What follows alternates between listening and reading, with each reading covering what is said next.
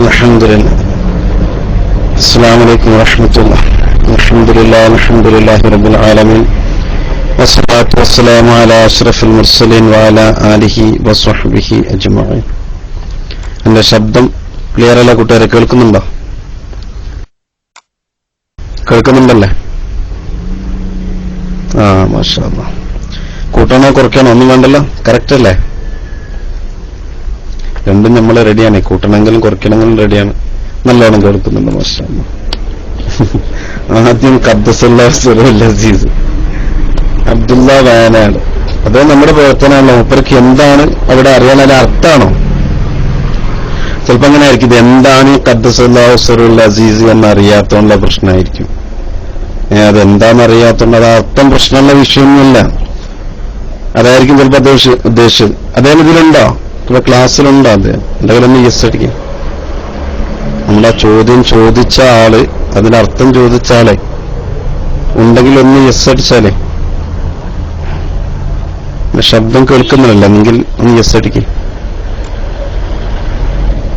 എനിക്കും അറിയില്ല. ഏതായാലും പഠിക്കാം.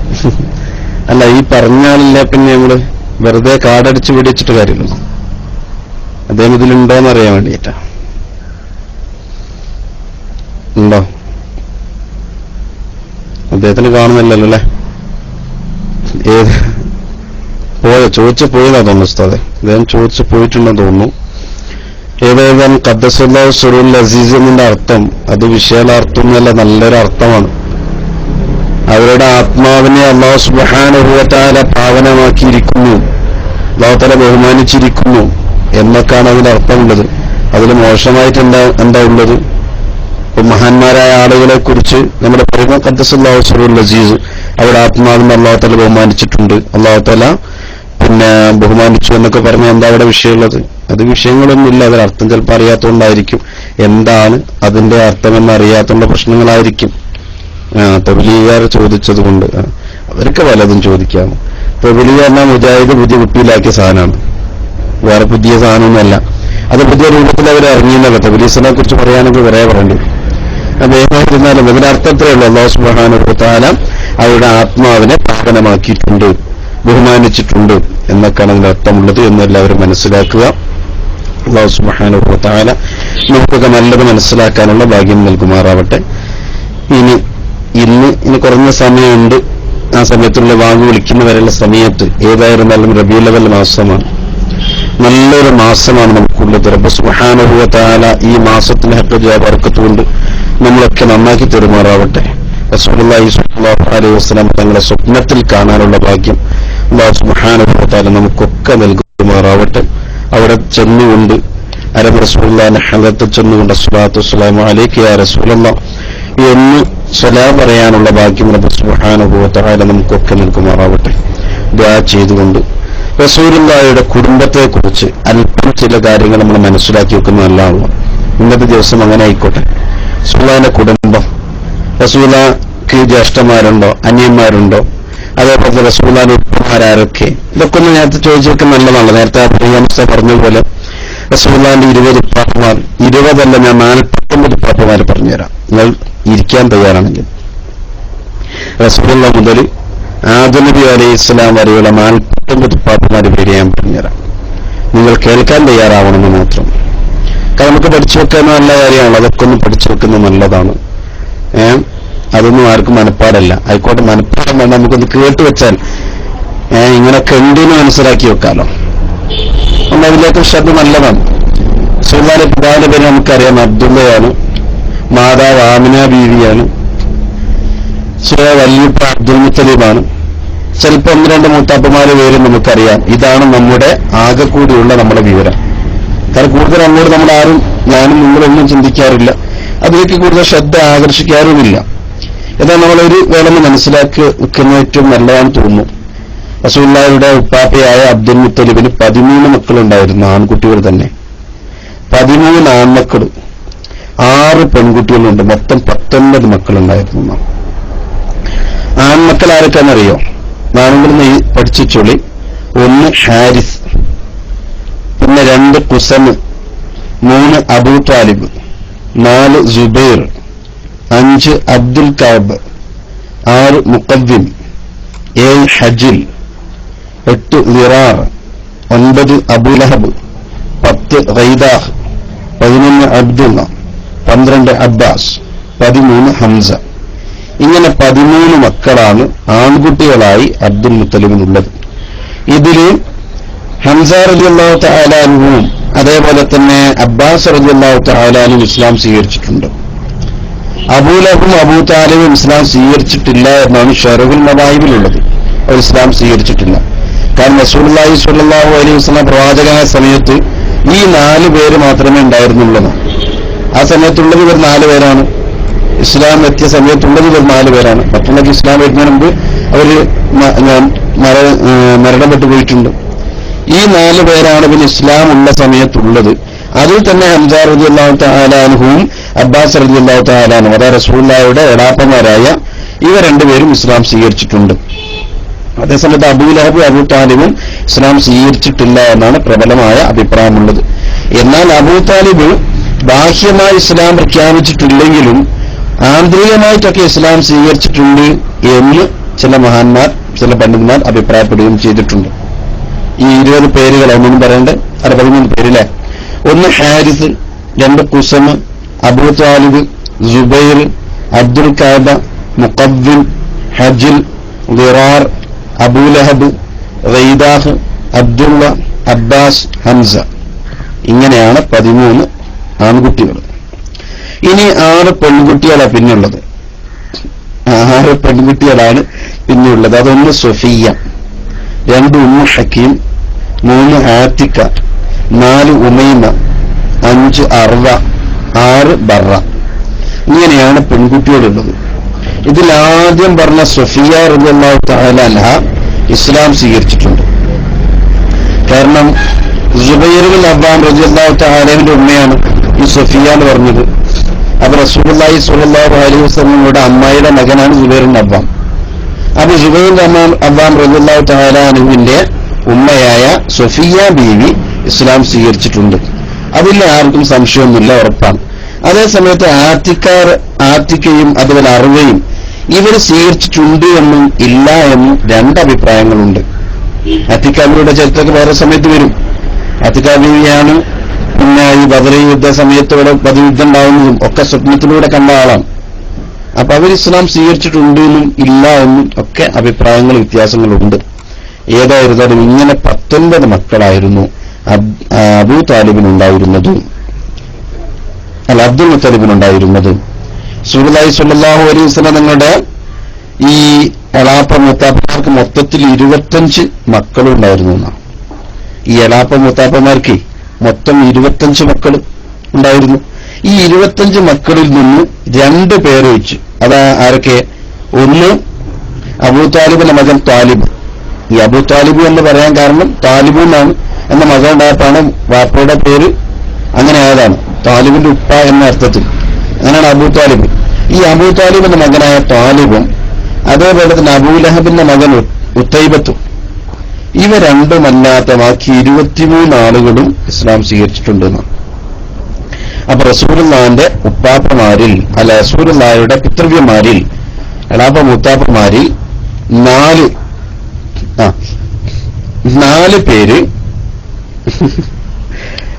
പേര് മാത്രമാണ് ഇസ്ലാമിലേക്ക് എത്തിച്ചത്. അത് 2 ആൾ ഇസ്ലാം സ്വീകരിച്ചു എന്ന് ഉറപ്പാണ്. പിന്നെ അമ്മായിമാരിൽ 1 അമ്മായി സ്വീകരിച്ചു എന്ന് ഉറപ്പാണ്. ബാക്കി ആത്തിക്കയും അർവയും എന്ന 2 അമ്മായിമാർ, അതെ അർവ അമ്മായി തന്നെ. അപ്പൊ ഈ 2 ആളുകള് പിന്നെ ഇസ്ലാം സ്വീകരിച്ചോ എന്നതിൽ ഒരു സംശയവും ഉണ്ട്. അപ്പൊ ഇങ്ങനെയാണ് മൊത്തത്തിൽ ഉള്ളത്.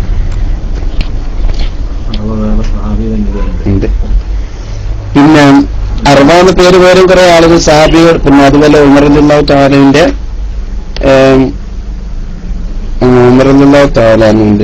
ഉസ്മാൻ റളിയല്ലാഹുവിന്റെ ഉമ്മ, അങ്ങനെ അത് കുറച്ച് അറിവുകൾ വേറെയുണ്ട്. ഇൻഷാ അല്ലാഹ് അതേക്കുറിച്ച് ഇൻഷാ അല്ലാഹ് പിന്നീട് പറയും. അറിവുകള് അതെ, അർവ എന്നുള്ള പേരിന് നമുക്ക് കുറെ അഭിപ്രായ വ്യത്യാസങ്ങളുണ്ട്. അപ്പൊ അതില്ലാതിരിക്കാൻ വേണ്ടിയാണ് അർവ എന്നുള്ള സഹാബി വനിതകൾക്ക് കുറെ പിന്നീട് വന്ന പേരുകളാണ്. അപ്പൊ അതുകൊണ്ടാ അംഗീകരിച്ച നല്ല പേരാണ്. അപ്പൊ ഈ അർവ എന്ന പേര് അങ്ങനെയുണ്ട്. പിന്നെ ഈ 25 മക്കളിൽ റസൂലുള്ളാഹി സ്വല്ലല്ലാഹു അലൈഹി വസല്ലമയുടെ പിതൃവ്യന്മാർക്ക് മൊത്തത്തിൽ 25 മക്കളിൽ 23 ആള് മുസ്ലിമായിട്ടുണ്ട് എന്നാ. പിന്നെ പിന്നെ ഇൻഷാ അല്ലാഹ് എല്ലാം ചരിത്രം മൊത്തം ഇൻഷാ അല്ലാഹ് കുറെ കാര്യങ്ങൾ പറയാം, കുറച്ച് ഇങ്ങനെ പറഞ്ഞു വരികയാണ്. അപ്പൊ അതിൽ 23 പേര് മുസ്ലിമായിട്ടുണ്ട്. ഷറഫുൽ മദാഹിബിന്റെ 4-ാം ഭാഗത്ത് പറയുന്നുണ്ട്. ഷറഫുൽ മദാഹിബിന്റെ 4-ാം ഭാഗത്ത് 466-ാമത്തെ പേജിൽ ആ വിഷയം പറയുന്നുണ്ട്. ഈ 25 ആളുകളിൽ 23 പേര് ഇസ്ലാം സ്വീകരിച്ചിട്ടുണ്ട്. എന്നാൽ അബ്ദുൽ മുത്തലിബിന്റെ മക്കളിൽ അബ്ദുള്ള എന്ന മകനോടായിരുന്നു അബ്ദുൽ മുത്തലിബിന് ഏറ്റവും കൂടുതൽ ഇഷ്ടം. മക്കളെ കൂടെ നോക്കിയാൽ കാണാൻ അബ്ദുൽ മുത്തലിബിന് ഏറ്റവും കൂടുതൽ ഇഷ്ടപ്പെട്ട മകൻ അബ്ദുള്ള എന്ന മകനായിരുന്നു. ഖുറൈശി പുരുഷന്മാരുടെ കൂട്ടത്തിൽ തന്നെ ഏറ്റവും നല്ല സൗന്ദര്യമുള്ള ആളായിരുന്നു. ഈ അബ്ദുള്ള എന്നവരുടെ ഉമ്മ അംറിന്റെ പുത്രി ഫാത്തിമ എന്നാണ് ഉമ്മയുടെ പേര്.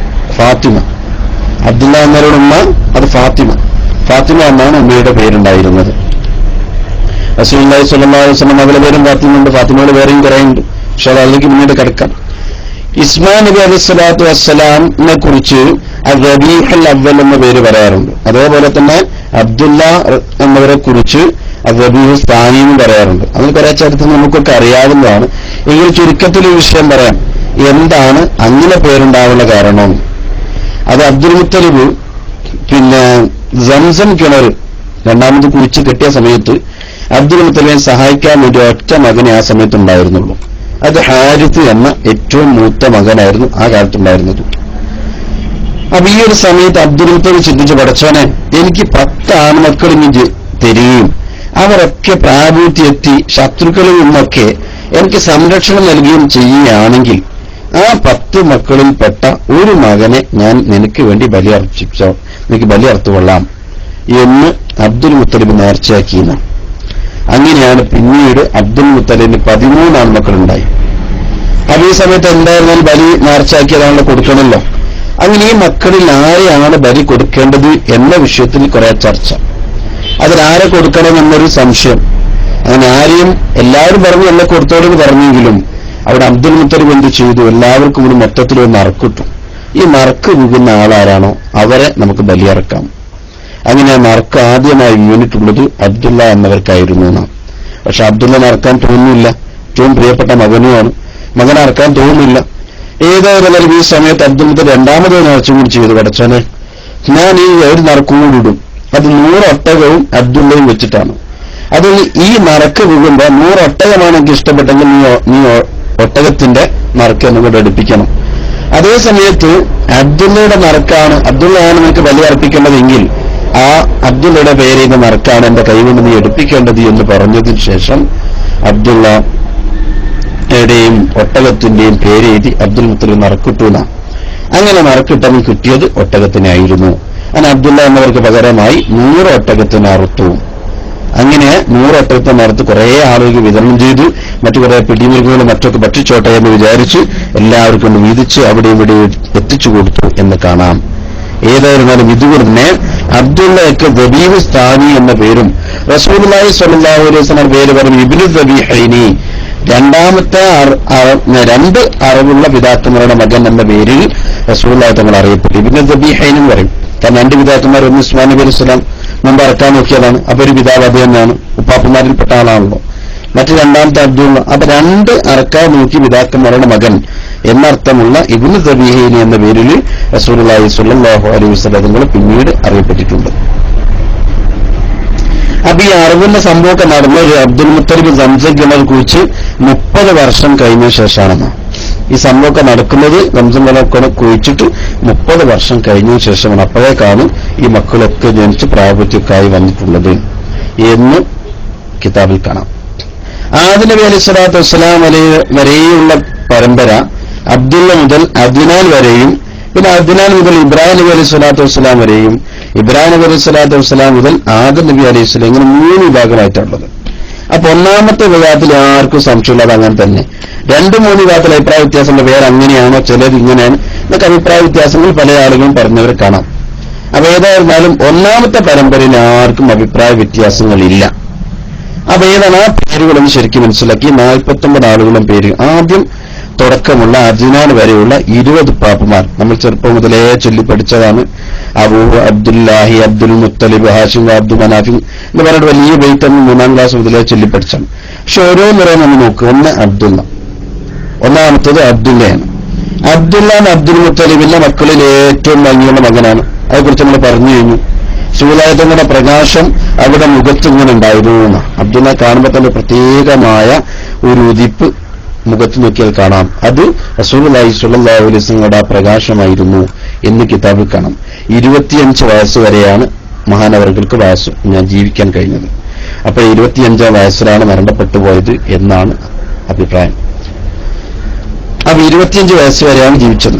പിന്നെ രണ്ടാമത്തെ അബ്ദുൽ മുത്തലിബ്, അബ്ദുള്ളയുടെ ഉപ്പ അബ്ദുൽ മുത്തലിബ്. അബ്ദുൽ മുത്തലിബിന്റെ പേരെന്താ അറിയോ? ഷൈബത്തു എന്ന പേര്.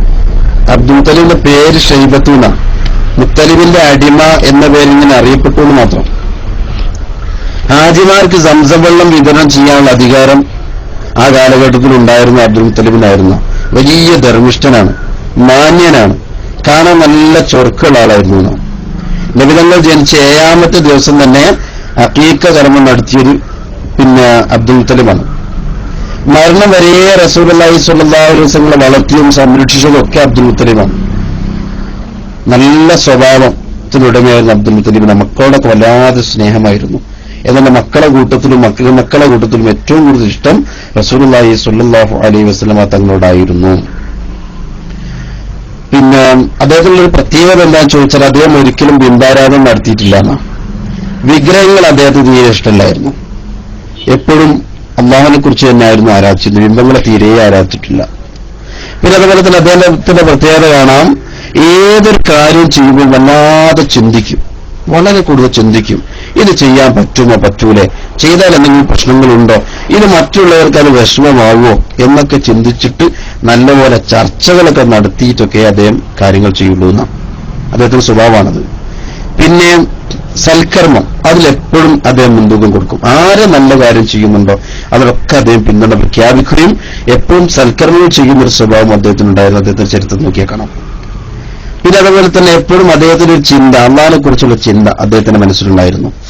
ഹിറാഖുൽ റസൂലുള്ളാഹി സ്വല്ലല്ലാഹു അലൈഹി വസല്ലം തനിച്ചിരിക്കുന്ന സംഭവം നമുക്കൊക്കെ അറിയാം. പക്ഷെ അതിന്റെ മുമ്പ് തന്നെ, വർഷങ്ങൾക്ക് മുമ്പ് അബ്ദുൽ മുത്തലിബും ഇതേപോലെ ഹിറാഖുവയിൽ പോയി തനിച്ചിങ്ങനെ ഇരിക്കാറുണ്ടായിരുന്നു. കിതാബ് കാണാം.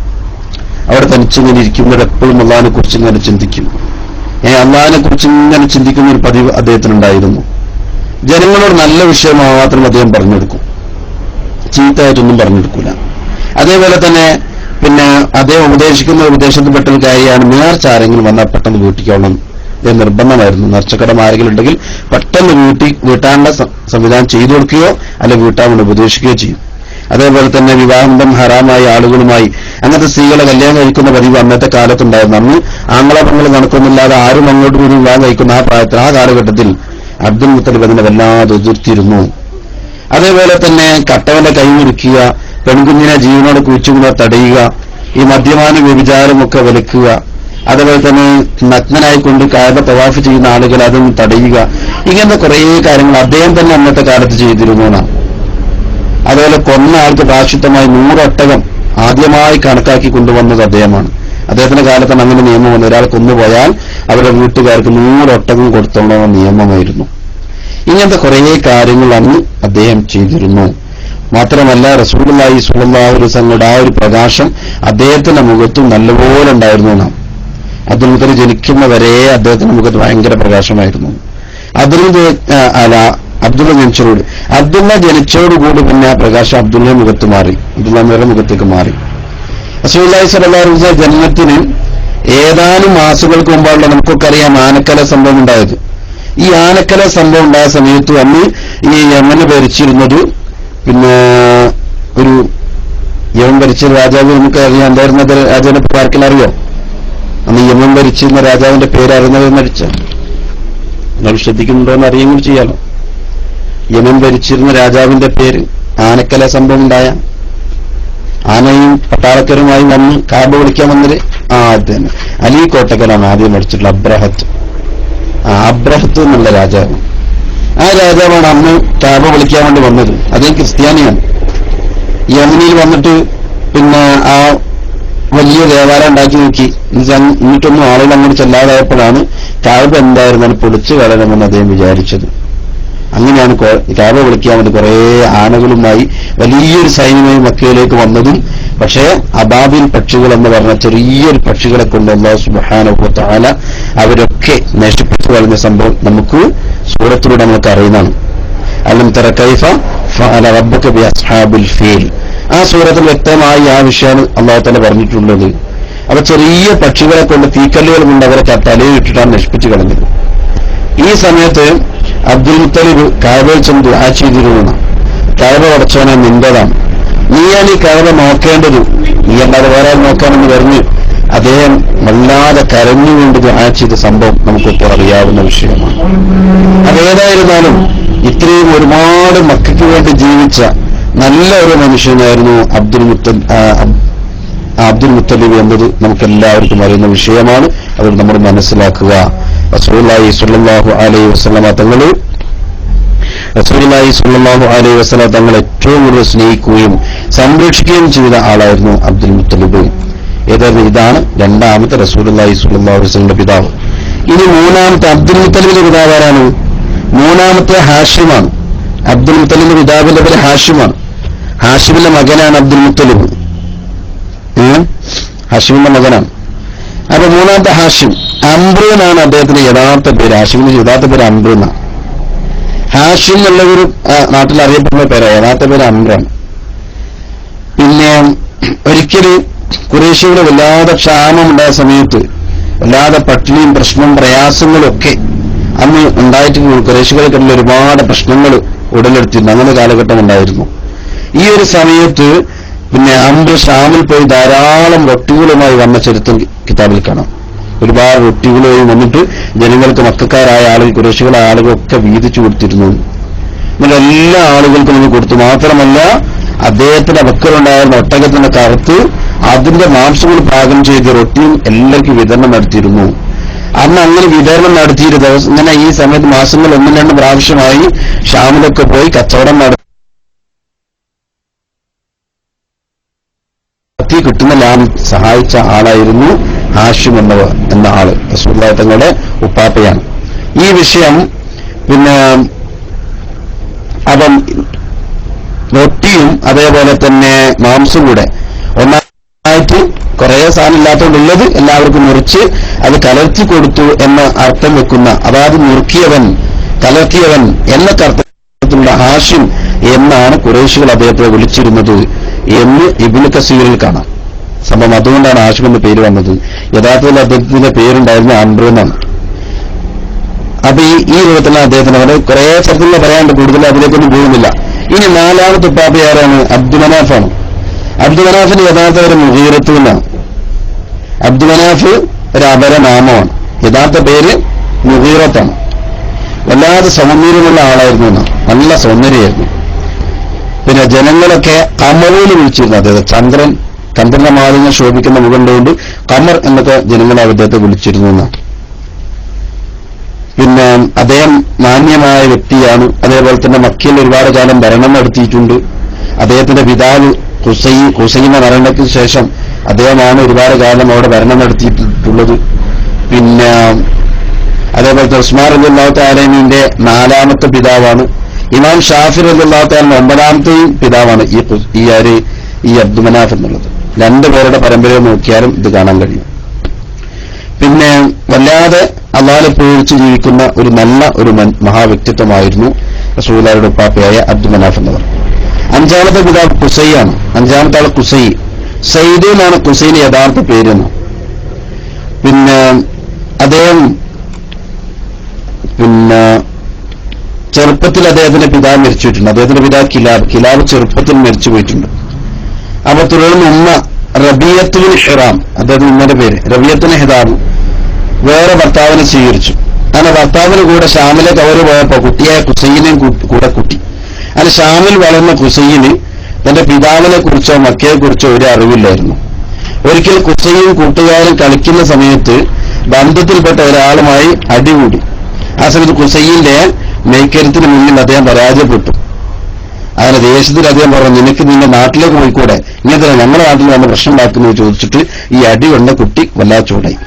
ഇത് കേട്ടപ്പോൾ കുസൈൻ ചോദിച്ചു, പിന്നെ ഞാൻ എവിടെ നിൽക്കുന്നു, ഞാൻ എന്റെ നാട്ടിൽ തന്നെ അല്ലേ എന്ന് ചോദിച്ചു. അപ്പോഴാണ് ഈ കുട്ടി പറയുന്നത്, നീ നിന്റെ നാട്ടിലല്ല, ഇവിടെ നീ വന്നുകൂടിയതാ, നിന്റെ നാടിതല്ല, നിന്റെ നാട് വേറെ എവിടെയാണ് ഞാൻ കേട്ടിട്ടുണ്ട് എന്ന് വേണമെങ്കിൽ നീ ഉമ്മയോട് ചോദിച്ചു നോക്ക് എന്ന് ആ കുട്ടി ദേഷ്യം പിടിച്ച് പറഞ്ഞപ്പോ ഈ കുസൈ എന്ന മകൻ ചെന്നിട്ട് ഉമ്മനോട് ചോദിച്ചു, ഉമ്മ എന്റെ നാട് എവിടെയാണ്? അങ്ങനെ ഉമ്മ നാടിനെ കുറിച്ച് പറഞ്ഞു കൊടുത്തു. അങ്ങനെ എല്ലാം വിശദീകരിച്ചു. നിന്റെ നാട് ഈ നാടിനേക്കാൾ ഏറ്റവും നല്ല നാടാണ്, നിന്റെ നാട്ടുകാർ ഇവയേക്കാൾ നല്ല നാട്ടുകാരാണ്, നീ നല്ലൊരു പിതാവിന്റെ മകനാണ്, നീ മുറത്തിന്റെ മകൻ കിലാബിന്റെ മകനാണ്, നിന്റെ കുടുംബം നല്ല വിശുദ്ധ കഅബയുടെ സമീപത്ത് താമസിക്കുന്ന ആളുകളാണ്, തീർത്ഥയാത്രയ്ക്ക് വേണ്ടി അറബികൾ അങ്ങോട്ട് വരുന്ന ഒരു നാടാണ്, കഅബയുള്ള നാടാണ്, നീ വലിയ ആളായാൽ നിനക്ക് വലിയ ഒരു ദൗത്യം ഏറ്റെടുക്കേണ്ടി വരുമെന്ന് കുറെ കാലത്ത് ഒരു ജ്യോത്സ്യൻ പറഞ്ഞിട്ടുണ്ട് എന്നൊക്കെ ഉമ്മ മകനോട് വിശദീകരിച്ചു കൊടുത്തു. ഉമ്മയുടെ വിശദീകരണം കേട്ട സമയത്ത് ഹുസൈൻ മക്കയിൽ പോകാൻ വല്ലാതെ സന്തോഷം. മക്കയിൽ എന്തായിരുന്നാലും പോകണം, കാരണം സ്വന്തം നാടല്ലേ, സ്വന്തം ജനതയെ ഒന്ന് കാണണം എന്ന് വല്ലാതെ ആഗ്രഹമുണ്ടായി. ഈ സമയത്ത് അദ്ദേഹം ഉമ്മയുടെ സമ്മതത്തോടുകൂടി മക്കയിലേക്ക് പോയി. അപ്പൊ സ്വന്തമായി യാത്ര ചെയ്യാൻ ഉമ്മ പറഞ്ഞു, വേണ്ട മനം സ്വന്തമായി യാത്ര ചെയ്യണ്ട. അങ്ങനെ ഹജ്ജിന്റെ സീസണായ സമയത്ത് ഒരുപാട് ആളുകൾ പോകുന്നുണ്ടല്ലോ, അവരോട് കൂടെ മക്കയിലേക്ക് പോകാൻ ഉമ്മ കൽപ്പിച്ചു. അങ്ങനെ ഉമ്മയോടനുസരിച്ചുകൊണ്ട് അടുത്ത ഹജ്ജ് സീസൺ വന്നപ്പോ അന്ന് പോകുന്ന ആളുകളോട് കൂടി ഈ മഹാനവറുകൾ എന്ത് ചെയ്തു, ഈ ഹജ്ജിന് വന്ന ആളുകൾ കൂടെ മക്കയിലേക്ക് പോയി. അങ്ങനെ കുസൈ മക്കയിലേക്ക് പുറപ്പെട്ടു. തന്റെ സഹോദരനായ സെഹിറ എന്നൊരാളെ അവിടെ വെച്ച് കണ്ടുമുട്ടി. അദ്ദേഹത്തിന്റെ ജ്യേഷ്ഠനാണ് സെഹറ. അദ്ദേഹത്തെ കണ്ടുമുട്ടി. സെഹറ എന്റെ അന്ധനായിരുന്നു എന്നാണ്. പക്ഷെ കുസൈന്റെ ശബ്ദത്തിൽ നിന്ന് അദ്ദേഹം വ്യക്തത മനസ്സിലാക്കി ആളെ തിരിച്ചറിഞ്ഞു. സെഹറ എന്നുള്ളത് എന്റെ ജ്യേഷ്ഠനാണ്, ജ്യേഷ്ഠൻ അന്ന് മക്കയിലാണ് താമസിക്കുന്നത് എന്നത് വിവരം അറിഞ്ഞിരുന്നു. അദ്ദേഹത്തെ കണ്ടുമുട്ടി. ചെറുപ്പത്തിൽ നാട്ടിലില്ലാത്തതിനാൽ കുസൈന് തന്റെ പിതാവിന്റെ കുടുംബക്കാരൊക്കെ അറിയാമല്ലാതെ താമസിച്ചു. ഏതായാലും സെഹറയുടെ പ്രയത്നം കൊണ്ട് എല്ലാവരും കുസൈന് മനസ്സിലാക്കി. അങ്ങനെ അവിടെ ജീവിച്ച് മാത്രമല്ല അവിടെ നിന്ന് നമ്മൾ കല്യാണം കഴിച്ച് ഹുബ്ബ എന്ന് കല്യാണിച്ച ഭാര്യയുടെ പേര് ഹുബ്ബ. ആ ഹുബ്ബനെ അവിടെ കല്യാണം കഴിച്ചു, മക്കളിൽ തന്നെ താമസിച്ചു, നല്ല സമ്പത്തുണ്ടായി, സന്താനങ്ങൾ വർദ്ധിച്ചു. അങ്ങനെ തന്നെ പിന്നെ കുറെ കാലം കഴിഞ്ഞ് അവിടെ നല്ല രൂപത്തിലൊരു ജീവിതം ഏറ്റെടുത്തു. മാത്രമല്ല ആ ഭാര്യയുടെ പിതാവായിരുന്നു അമ്മ അവിടെ ഭരണം നടത്തിയിരുന്നത്. ആ ഭരണത്തിന്റെ പിന്നീട് ആ ഭരണം ഭാര്യയുടെ പിതാവ് മരിച്ചതിന് ശേഷം ഈ കുസൈ ഏറ്റെടുത്തു എന്നൊക്കെ ചരിത്രത്തിൽ കാണാം. അങ്ങനെ മക്കയുടെ രാജാവായി വളർന്ന ആളാണ്. മക്കാരൻ തന്നെ വീണ്ടും മക്കയിലേക്ക് തിരിച്ചു വന്നു. ഇങ്ങനെയാണ് അതിന്റെ ചരിത്രമുള്ളത്. പിന്നെ ആറാമത്തെ പിതാവ് കിലാബാണ്. കിലാബിന്റെ യഥാർത്ഥ പേര് ഹക്കീം എന്നാണ്. വല്ലാതെ വേട്ട ഇഷ്ടപ്പെടുന്ന ആളായിരുന്നു. നായ്ക്കളായിരുന്നു വേട്ടയ്ക്ക് ഉപയോഗിച്ചിരുന്നത്. അതുകൊണ്ടാണ് കിലാബ് എന്ന് പേര് കൊടുത്തത്. നായകളെ നയിക്കുന്ന ആളുകളൊക്കെ അതിനർത്ഥം. അതുകൊണ്ട് കിലാബ് എന്ന് പേര് കൊടുത്തു. ശരിക്കും പേര് ഹക്കീമാണ്. ഹസീമ തങ്ങളുടെ ബാപ്പയുടെ ഭാഗത്തുകൂടെയും ഉമ്മയുടെ ഭാഗത്തുകൂടെയൊക്കെ പരമ്പര ഇദ്ദേഹത്തിൽ എത്തിച്ചേരുന്നുണ്ട്. കുസൈ, സഹിറ എന്നീ രണ്ട് ആൺമക്കളായിരുന്നു അദ്ദേഹത്തിന് ഉണ്ടായിരുന്നത്. റസൂലുള്ളാഹി സ്വല്ലല്ലാഹു അലൈഹി വസല്ലമയുടെ മാതാവ് ആമിന ബിബി റളിയല്ലാഹു തആലയുടെ പരമ്പരയും സെഹറയെ സംബന്ധിക്കുന്നുണ്ട്. കുസൈയാണ് പിതാവ്, വഴിയുള്ള പരമ്പരയിൽ വരുന്ന ആള്. പിന്നെ ഏഴാമത്തെ ആള്, എല്ലാം കുറെ വിശദീകരിക്കാനുണ്ട്, അതൊന്നും ഇപ്പൊ പറയുന്നില്ല. പിന്നെ ഏഴാമത്തെ ആള് മുറത്താണ്. ഇദ്ദേഹത്തിന് മുറത്തിന് 3 മക്കളും. ഒന്ന് കിലാബ്, നേരത്തെ പറഞ്ഞ കിലാബ്, പിന്നെ തൈമ്, പിന്നെ യഖ്ല. ഇങ്ങനെ 3 ആൺമക്കളുണ്ടായിരുന്നു. അതിൽ ഏറ്റവും പ്രമുഖനായ ആളാണ് ഈ പറഞ്ഞ കിലാബ്. അബൂബക്കർ സിദ്ദീഖ് റളിയല്ലാഹു തആലയുടെയും അതേപോലെ ഇമാം മാലിക് റളിയല്ലാഹു തആലയുടെ ഒക്കെ പിതാവിന്റെ പരമ്പര ഈ കിലാബിലേക്ക് എത്തിക്കാണുന്നുണ്ട്, അല്ല മുറത്തിലേക്ക് എത്തുന്നുണ്ട്. പിന്നെ 8ാമത്തെ പിതാവ് കഅബാണ്. ഞാൻ വല്ലാതെ പണ്ഡിതനാണ്, നല്ല പ്രശ്നമാണ്.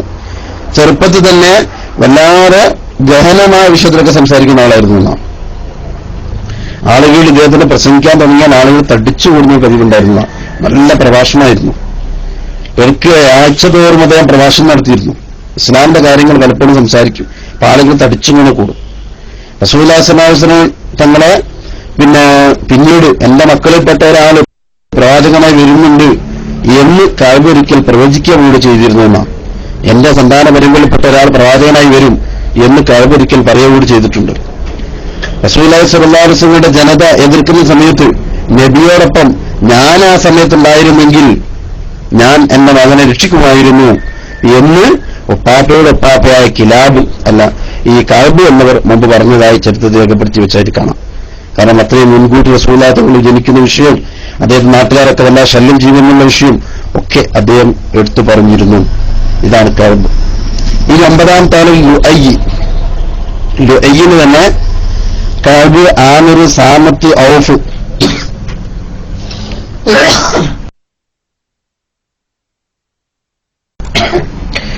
കഅബ്, ആമിർ, സാമത്ത് എന്നിവരുടെ മാതാവ് ഖുലാ ഗോത്രത്തിൽപ്പെട്ട കഅബിന് ഖൈസുനിൽ ജസറിന്റെ പുത്രി മാവിയ എന്ന് പറഞ്ഞ സഹോദരിയാണ്. അതാണ് അവരുടെ ഉമ്മ. പിന്നെ 10ാമത്തെ ആള് ഗാലിബാണ്. ഗാലിബിന് മക്കള് ലുഅയ്യ്, തൈമ് അങ്ങനെ 2 മക്കളുണ്ട്. അവിടെ മാതാവ് ഖുസാ ഗോത്രത്തിൽപ്പെട്ട അംറിന്റെ മകള് സൽമ. അപ്പൊ സൽമാന്റെ പേര് പഴയ കാലത്തുള്ളതാണ്.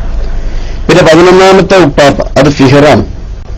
അദ്ദേഹത്തിന്റെ പേര് ഖുറൈഷ് എന്നാണ്. ഫിഹിറിന്റെ പേരിലാണ് നാട് അറിയപ്പെട്ടത്. ഫിഹിറിന്റെ യഥാർത്ഥ പേര് ഖുറൈഷ്. അതിനാൽ ഇദ്ദേഹത്തിന്റെ സന്താനങ്ങൾക്കൊക്കെ ഖുറൈശികൾ എന്നറിയപ്പെട്ടു. അപ്പൊ ഫിഹിർ എന്ന ആളുടെ പേരിലാണ് ആ നാട് മൊത്തമായി അറിയപ്പെട്ടിട്ടുള്ളത്. യമനിലെ ഹിംജറൈറ്റ് ഭരണാധികാരികളുടെ ഒരാളായിരുന്നു ഹുസാനുബിന് അബ്ദുൽ കിലാബും മറ്റും. അങ്ങനെ അവര് വിശുദ്ധ കാബ തകർക്കാൻ ഒരു ശ്രമം നടത്തി.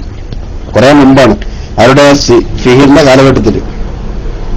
കാബയുടെ നിർമ്മാണത്തിൽ ഉപയോഗിച്ച കല്ലുകൾ കൊണ്ട് യമനിലൊരു മന്ദിരം ഉണ്ടാക്കുക, ഇതാണ് അവര് അന്ന് വിചാരിച്ചത്.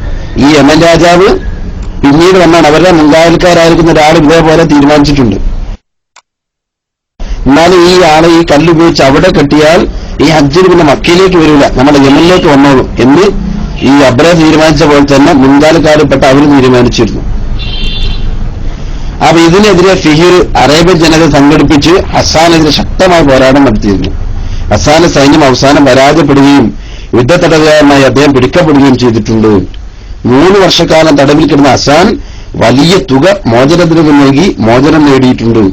എന്നാൽ യമനിലേക്കുള്ള യാത്രാമധ്യേ അയാൾ മരണപ്പെട്ടുപോയി. ഈ സംഭവത്തോടെ അറബികൾക്കിടയിൽ ഫിഹിറിനോടുള്ള ആദരവും അംഗീകാരവും വർദ്ധിച്ചു. ശക്തരും ധീരവും ഗുരുതരമായതിനാലാണ് ഖുറൈഷ് എന്ന അപരനാമം അദ്ദേഹത്തിനും മക്കൾക്കും ലഭിച്ചത് എന്ന് ചരിത്രത്തിൽ കാണാം. ഫിഹിറിന് ഗാലിബ്, മുഹാരിബ്, ഹാരിസ്, അസദ് ഇങ്ങനെ 4 മക്കളുണ്ടായിരുന്നു. സയ്യിദുബ്നു ഹുദൈലിബ്നു മുദ്രിക്കയുടെ പുത്രി ലൈലയാണ് ഇവരുടെ മാതാവ്. പിന്നുള്ള 12ാമത്തെ ഉപ്പാപ്പ മാലിക്കാണ്. രാജാവ് എന്നാണ് മാലിക്കിന്റെ അർത്ഥം. പിന്നെ അദ്ദേഹത്തിന്റെ ഏക മകൻ ഫിഹിർ മാത്രം.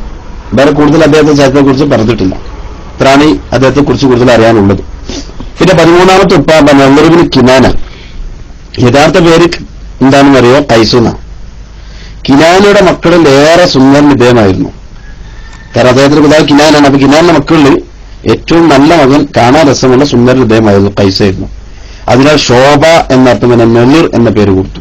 അങ്ങനെ നളറുബിന് കിനാന എന്ന പേര് വന്നു. കിനാനയുടെ മകൻ നളർ എന്ന പേരാണ് ഇദ്ദേഹത്തിന് പിന്നെ ഉപയോഗിച്ചിട്ടുള്ളത്. ഖുറൈശി എന്ന അപരനാമം ലഭിച്ചത് ഇദ്ദേഹത്തിനാണെന്ന് ചില പണ്ഡിതന്മാർ പറയുന്നുണ്ട്. ഇദ്ദേഹത്തിനാണ് ഖുറൈശി കൊടുത്തത്. അപ്പൊ ഇദ്ദേഹത്തിന്റെ മകൻ ആയതുകൊണ്ടാണ് ഈ നേരത്തെ പറഞ്ഞ ഗാലിബിന് ആ പേര് ഫിഹിറിന് ആ പേര് വന്നത് എന്ന് പറയുന്ന പണ്ഡിതന്മാരുമുണ്ട്. ഏതായിരുന്നാലും ആവശ്യക്കാരെന്തൊരാവശ്യം ചെന്ന് പറഞ്ഞാലും അപ്പോഴേക്ക് തന്റെ സ്വന്തം സമ്പത്ത് എടുത്ത് ഉപയോഗിച്ചുകൊണ്ട് അവരുടെ ആവശ്യങ്ങൾ നിറവേറ്റി കൊടുക്കുന്ന ഒരു പതിവ് ഇദ്ദേഹത്തിനുണ്ടായിരുന്നു എന്നാണ്. അഥവാ ജനങ്ങൾക്ക് വേണ്ടി രംഗത്തിറങ്ങി ഒരുപാട് കാര്യങ്ങൾ ചെയ്യുന്ന വലിയൊരു മഹാനായിരുന്നു ഈ നളറുബിൻ കിനാന എന്ന് പറഞ്ഞ ഖൈസ് എന്ന് പറയും. അദ്ദേഹത്തിന് മാലിക്, യഖ്ലൂദ് ഇങ്ങനെ 2 മക്കളാണ് ജനിച്ചത്. മാലിക്കിന്റെ മാതാവ് ഈ അദ്വാനുവിൻ അംറിന്റെ മകൾ ആറ്റിക്ക എന്നാണ്. പിന്നെ 14ാമത്തെ മകൻ 14ാമത്തെ ഉപ്പാപ്പ കിനാനയാണ്. വലിയ പണ്ഡിതനായിരുന്നു കിനാന. ഒരുപാട് വിജ്ഞാനവത്തുകൾ ശേഖരിച്ച വലിയൊരാളായിരുന്നു. ഒരുപാട് പാണ്ഡിത്യമുള്ള ആളായിരുന്നു. പിന്നെ രഹസ്യമായി തന്നെ സൂക്ഷിക്കണമെന്ന് അദ്ദേഹത്തിന്റെ വാദം. ഒരിക്കലും രഹസ്യം പരസ്യമാക്കാൻ പാടില്ല. ഏത് രഹസ്യമായി സൂക്ഷിക്കാനുള്ള കഴിവ് അദ്ദേഹത്തിനുണ്ടായിരുന്നു. ജനങ്ങൾ അങ്ങനെ ഈ രഹസ്യമായി സൂക്ഷിക്കണമെന്ന് ജനങ്ങൾക്ക് ഉപദേശം നൽകുകയും ചെയ്യാറുണ്ടായിരുന്നു. അദ്ദേഹം ഇതേപോലെ തന്നെ എന്റെ മക്കളിൽപ്പെട്ട ഒരാള് അവസാന പ്രവാചകനായി വരും എന്ന് റസൂലുള്ളാഹി സ്വല്ലല്ലാഹു അലൈഹി വസല്ലം തങ്ങളെ കുറിച്ച് പറഞ്ഞു കൊടുത്തിട്ടുണ്ട്. എന്റെ ആ കാലഘട്ടത്തിൽ ആളുകൾ പറഞ്ഞു എന്റെ മക്കളിൽപ്പെട്ട ഒരാള് അതേപോലെ നല്ലൊരു പ്രവാചകനായി വരാനുണ്ട് എന്നൊക്കെ മുമ്പ് പറഞ്ഞു കൊടുത്തിട്ടുണ്ടെന്ന്. പിന്നെ മക്കയിൽ നിന്ന് പ്രവാചകൻ വരും, ആ സമയത്ത് അടുത്തെത്തിയിട്ടുണ്ട്. അഹമ്മദ് എന്നാണ് അദ്ദേഹത്തിന്റെ പേര്. അള്ളാഹുവിലും നന്മയിലും ഗുണത്തിലൊക്കെ ആരെങ്കിലും ഒരു ഉദാഹരണത്തിന് ഒരാളെ കണ്ടെത്താൻ വിചാരിച്ചാൽ അത് മുഹമ്മദ് അല്ലെ അഹമ്മദ് എന്ന മകനെ കണ്ടാൽ മതിയെന്ന് അത്ര കൂടുതൽ പറഞ്ഞു കൊടുത്തിട്ടുണ്ട്. നിങ്ങൾ അദ്ദേഹം നിങ്ങളുടെ നാട്ടിൽ നിങ്ങളുടെ കാലഘട്ടത്തിൽ വന്നാൽ നിങ്ങൾ അദ്ദേഹത്തോട് കൂടി പോകണം എന്ന് അദ്ദേഹം പലപ്പോഴായി ഉപദേശിച്ചിട്ടുണ്ട് എന്നാണ്. അപ്പൊ ഈ രൂപത്തിൽ ഏറ്റവും കൂടുതൽ റസൂലുള്ളാഹി സ്വല്ലല്ലാഹു അലൈഹി വസല്ലം നമ്മളെ കുറിച്ച് പലപ്പോഴായി പറഞ്ഞു കൊടുത്തൊരു മഹാനാണ് ഈ റസൂലുള്ളാഹിയുടെ ഉപ്പാപ്പയായ കിനാന എന്ന് പറഞ്ഞു. അപ്പൊ അതാണ് അദ്ദേഹത്തെ കുറിച്ച് പറയാനുള്ളത്. റസൂലുള്ളാഹി സ്വല്ലല്ലാഹു അലൈഹി വസല്ലം പരമ്പര എത്തി നിൽക്കുന്ന 14ാമത്തെ ഉപ്പാപ്പയാണ് ഈ കിനാന. ഈ 15ാമത്തെ ഉള്ളത് കുസൈനയാണ്. നല്ല അതൊക്കെ ഒരുപാട് വിശദീകരിക്കാനാണ് ഞാൻ ചുരുക്കി പറയുന്നു. ഇനി കുസൈന എന്ന പിതാവ് വലിയ സമ്പത്തിന്റെ ഉടമയായിരുന്നു. അതുപോലെ തന്നെ നല്ല സൽഗുണ സമ്പന്നനായിരുന്നു. അദ്ദേഹം ഇബ്രാഹിം നബി അലൈഹിസ്സലാമിന്റെ ആ ഒരു രീതിയിലാണ് മരണപ്പെട്ടത്. ഇബ്രാഹിമി സരണിയിലായിട്ടാണ് മരിച്ചത്. അദ്ദേഹത്തിന്റെ ഇബ്രാഹിം നബി അലൈഹിസ്സലാമിന്റെ ആ ഒരു മതം അത് അംഗീകരിച്ചുകൊണ്ട് മരിച്ച ആളാണ്. ഇതിൽ കിനാന, അസദ്, അസ്ദത്ത്, ഹൂല് ഇങ്ങനെ 4 മക്കളുണ്ടായിരുന്നു. കിനാനയുടെ മാതാവ് കൈസുന്ന മുത്രി ഉബാന. പിന്നെ 6ാമത്തെ ഉപ്പാപ്പ മുദ്രിക്കയാണ്. മുദ്രിക്കയുടെ യഥാർത്ഥ പേര് അംബ്രീന. പിന്നീട് മുദ്രിക്ക എന്ന പേര് ലഭിച്ചു. കാരണം അദ്ദേഹത്തിന്റെ ജ്യേഷ്ഠനും കൂടി ഒട്ടകത്തെ മേക്കുന്നതിനിടയിൽ ഒട്ടകത്തിന് മേല് ഒരു മൃഗത്തിനെ പിടിക്കുന്ന എന്തോ ഒരു ജീവി ഒരു ഹിംസ ജന്തു ചാടി വീണുന്ന അതിന് ഒട്ടകത്തിനെ വല്ലാതെ ആക്രമിച്ചു. അങ്ങനെ ഓടി രക്ഷപ്പെടാൻ വേണ്ടി ശ്രമിച്ച ജന്തുവിനെ അമ്ര ഓടി പിടിച്ചു. ഇതൊരു വലിയ വീരകൃത്യമായ ജനങ്ങളുടെ ഇടയിൽ അറിയപ്പെട്ടു.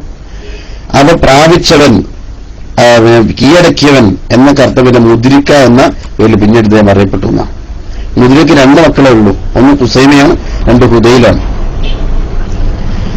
പിന്നെ 17ാമത്തെ ഇലിയാസ്. 17ാമത്തെ പേര് ഇലിയാസ്. ജനങ്ങളിൽ പിന്നെ ഉന്നതൻ എന്നാണ് അതിനർത്ഥം. കബീറുൽ ഖൗം എന്നാണ് അദ്ദേഹത്തിന് അറിയപ്പെട്ട മറ്റൊരു പേര്. പിന്നെ കാബയിലേക്ക് വരുന്ന ആളുകൾക്ക് വേണ്ടി ഭക്ഷണത്തിനും മറ്റു കാര്യങ്ങൾക്കും കൊണ്ട് ഒട്ടകത്തിനെ അറുത്ത് ദാനം ചെയ്യുന്ന ഒരു പരിപാടി അദ്ദേഹത്തിനുണ്ടായിരുന്നു. അതായിരുന്നു പ്രത്യേകമായി അദ്ദേഹം കണക്കാക്കിയിരുന്ന ഒരു ജോലി. പിന്നെ റസൂലുള്ളാഹി സ്വല്ലല്ലാഹു അലൈഹി വസല്ലം തങ്ങൾ അദ്ദേഹത്തിന്റെ മുടിയിൽ നിന്ന് ഇങ്ങനെ തൽബിയത്ത് ചൊല്ലുമ്പോൾ അദ്ദേഹം കേട്ടിരുന്നു എന്ന് ചരിത്രത്തിൽ കാണാം. റസൂലുള്ളാഹി തങ്ങൾ അദ്ദേഹം ചുമലിങ്ങനെ കുത്തിയിരുന്നിട്ട് തൽബിയത്ത് ചൊല്ലുന്ന ഒരു ശബ്ദം അദ്ദേഹത്തിന് ആ കാലത്ത് അദ്ദേഹം കേട്ടിരുന്നു എന്നാണ്. അദ്ദേഹം ഇങ്ങനെ കേട്ട് ചരിത്രത്തിൽ നോക്കിയാൽ കാണാം. ഇങ്ങനെ കേട്ടിരുന്നു ആ തൽബിയത്തിന്റെ ശബ്ദം. ലബൈക് അല്ലാഹുമ്മ ലബൈക് എന്നുള്ള ശബ്ദം ഞാനിങ്ങനെ കേൾക്കാറുണ്ടായിരുന്നു. കാര്യമായി ഞാൻ അനാവശ്യമായിട്ടൊന്നും സംസാരിക്കില്ല. അത്യാവശ്യമുള്ള വിഷയത്തിൽ മാത്രമേ അദ്ദേഹം സംസാരിച്ചിരുന്നു. വലിയ തത്വജ്ഞാനിയാണ്. പിന്നെ അക്കാലത്ത് അറബികൾക്കിടയിൽ ലുഖ്മാൻ ഹക്കീമിനെ പോലെയായിരുന്നു അദ്ദേഹം. അത്രയും വലിയ തത്വജ്ഞാനിയാണ്. അദ്ദേഹത്തിന് താബിഖ, മുദ്രിക, ഖംഅത്ത് ഇങ്ങനെ 3 മക്കൾ ഉണ്ടായിരുന്നു. ഇനി 18ാമത്തെ ഉപ്പാപ്പ മുല്ലർ. പിതാവ് ജീവിച്ചിരിക്കെ തന്നെ മുല്ലർ വലിയ സമ്പന്നനായി മാറിയിട്ടുണ്ട്. അതിനാൽ സന്ധികളിൽ ഏറ്റവും വലിയ ധനികനായിത്തീർന്നു. ഇബ്രാഹിം നബി സ്വല്ലല്ലാഹു വസ്സലാമിന്റെ അതേ നിലത്ത് അടിയുറച്ച് ജീവിച്ച മഹാനായിരുന്നു മുല്ലർ. മനോഹരമായ ശബ്ദത്തിനുടമായിരുന്നു അദ്ദേഹം. ഒട്ടകങ്ങളെ നല്ല പാട്ട് പാടിയിട്ടാണ് തെളിച്ചു കൊണ്ടുപോകാന്ന അദ്ദേഹത്തിന്റെ പരിപാടി എങ്ങനെയായിരുന്നു. ഒട്ടകങ്ങളെ പോകുമ്പോൾ അദ്ദേഹത്തെ പാട്ടാണ് ജനങ്ങൾക്ക് കിട്ടിയിരുന്നത്. പിന്നെ ലാ തസ്ബു മുല്ലർ ഫഇന്നഹു കാന ഖദ അസ്ലമ എന്ന ഹദീസ് കാണാം. മുല്ലറിനെ നിങ്ങൾ ചീത്ത പറയുന്നത് കാരണം അദ്ദേഹം നല്ലൊരു മുസ്ലിം ആയിരുന്നു. ഇലിയാസ്, ഐലാൻ എന്നിങ്ങനെ 2 മക്കൾ അദ്ദേഹത്തിനുണ്ടായിരുന്നു. അവരുടെ മാതാവ് ജുർഹും ഗോത്രത്തിൽപ്പെട്ട ഒരു സഹോദരിയാണ്. ഇനി 19ാമത്തെ പിതാവ് നിസാർ. ഇമാം അഹ്മദ് നമ്പർ റളിയല്ലാഹു തആലയുടെ പരമ്പര അദ്ദേഹത്തിലേക്ക് എത്തിച്ചേരുന്നുണ്ട്. നിസാറിലേക്ക് ജീവിതകാലത്ത് തന്നെ സമ്പത്തും പതിവും എല്ലാം മക്കൾക്ക് വീതിച്ചു നൽകിയിരുന്ന നിസാർ 2 കണ്ണുകൾക്കിടയിൽ റസൂലുള്ളാഹി തങ്ങളുടെ പ്രകാശം ഇങ്ങനെ കണ്ടിരുന്നു എന്നാണ്. ആദ്യമായി അറബിയിൽ ഇത് ഉപയോഗിച്ചത് ഇദ്ദേഹമാണെന്ന് ചില മഹാന്മാർ പറഞ്ഞിട്ടുണ്ട്. മുല്ലർ, റബീഅത്ത്, അമ്മാർ, ഇയാദ് ഇങ്ങനെ 4 മക്കൾ അദ്ദേഹത്തിനുണ്ടായിരുന്നു. മുല്ലറിന്റെയും ഇയാദിന്റെയും മാതാവ് അക്ബിൻ അദ്നാന്റെ പുത്രി സൗദയാണ്. റബീഅത്തിന്റെയും അൻമാറിന്റെയും അക്ബിൻ അദ്നാന്റെ പുത്രി ഷുഫൈഖാണ്. പിന്നെ അദ്നാന്റെയും പുത്രി ഷുഫൈഖയാണ് ഇവരുടെ പിതാവ് മാതാവുണ്ട്.